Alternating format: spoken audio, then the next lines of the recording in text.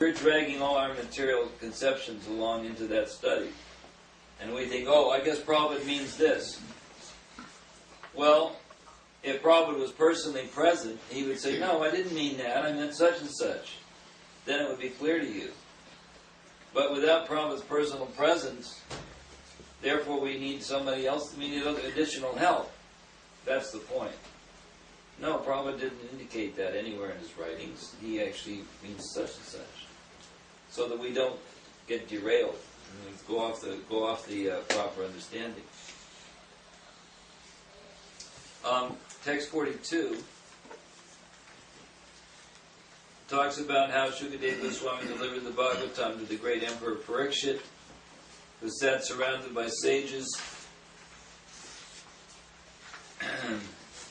on the bank of the Ganges, awaiting death without taking food or drink.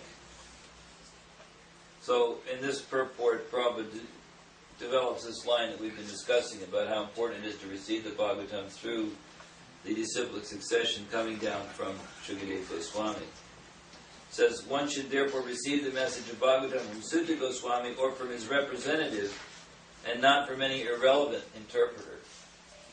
So, again, this point of receiving it through the chain of disciplic succession.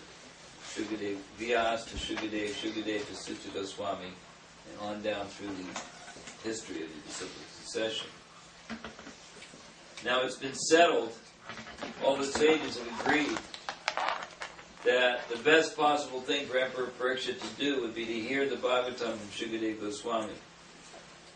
That this would be the topmost, prescription that they could give, that they should hear this Bhagavatam from Shukadeva Goswami. They considered him to be the most qualified person for him to hear it from. If you've seen pictures of Shukadeva Goswami, he even looks like Krishna. He has of course this is an artist's representation, but you can see he's sitting here on the Vyasasana in the Naisharanya, and he looks just like he could be Krishna. He's such a beautiful personality in every respect. And in the purport to this, yes? It's very small. It sounds like a bit funny, but when I see these pictures, Sutta Goswami, Parikshit, they all have those tilak marks all over their body. Yeah. Is it because it's an ISKCON book, or is that actually a fact? Yeah, it's supposed to, yeah, probably because it's in ISKCON. I mean, every sampradaya has one. Every sampradaya has different kinds of tilak. I've seen other posts and they didn't have it. So. Yeah, I think it was just, the artist just wanted to give the idea that they were Vaishnavas. Yeah, we don't know. Maybe they just had mud on their bodies instead at the time. We don't know. But the idea is that they were Vaishnavas. They were devoted to Krishna. So, Prabhupada in this purport to this verse makes this point about Shankaracharya, who always, of course, stressed the impersonal feature, but he said he also recommended that one must take shelter of the lotus feet of Lord Shri Krishna, for there is no hope of gain from debating. Indirectly, Sripad Shankaracharya admitted that what he had preached in the flowery grammatical interpretations of the Vedanta Sutra cannot help one at the time of death. So this verse, Bhaja Govindam, Bhaja Govindam, Bhaja Govindam, Mudhamate, Samprapte Sanihite Kale Nahina, Nahi Rakshati Dukrin Karane. This is a statement of Shankaracharya, and basically it means all you fools and rascals, all your word jugglery and grammatical, analysis will not help you at the time of death. Just worship Govinda, worship Govinda, worship Govinda. He said it 3 times. So this was his own statement. So it's kind of significant that this was the statement of Shankaracharya, even the greatest impersonalist of all time. At the critical hour of death, one must recite the name of Govinda. This is the recommendation of all great transcendentalists. Shukadeva Goswami had long ago stated the same truth, that at the end one must remember Narayana. That is the essence of all spiritual activities. In pursuance of this eternal truth, Srimad Bhagavatam was heard by Emperor Parikshit, and it was recited by the able Shukadev Goswami.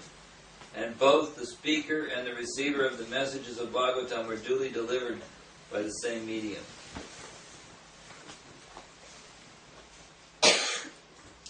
I wanted to read a concluding section from Boyajan's book. Prabhupada talks here about, he talks here quoting Prabhupada, but also making a nice analysis. Actually, what I'm going to do, I think I'm just going to read the rest of the verses in this chapter, and then I'll read that in conclusion. And the next guest. I was just wondering, is this because it is, they are talking about Shankaracharya, that's why they said that Sukadeva Goswami had long ago stated the same truth, and at the end one must remember Narayan and not Krishna? Yeah, it's linking it to that.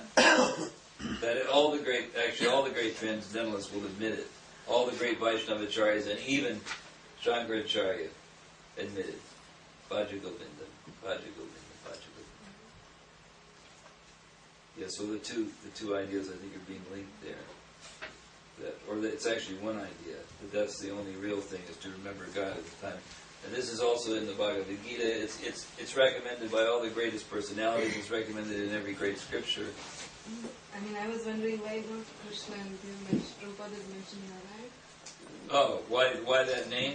It was like when we said Bhaja Govindam, or we said at the time of, if you think about Krishna, then you go to Krishna. Yeah.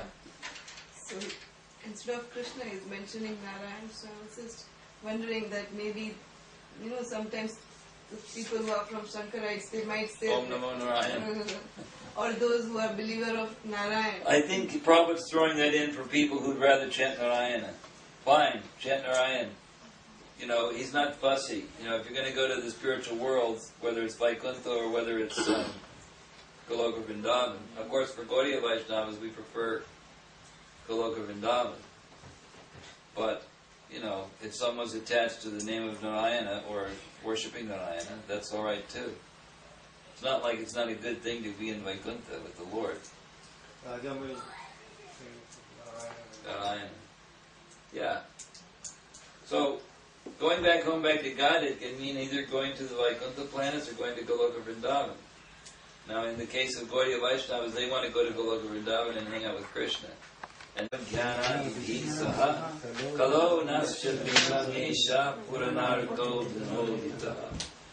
this Bhagavad Purana is as brilliant as the sun, and it has arisen just after the departure of Lord Krishna to his own abode, accompanied by religion, knowledge, etc. People who have lost their vision due to the dense darkness of ignorance in this age of Kali shall get light from this Purana. Now this particular verse is the answer to the sage's sixth question. That question appears in the first chapter, 23rd verse. They wanted to know where has, since the departure of Krishna, how are we going to know what to do, basically. And so this is the answer.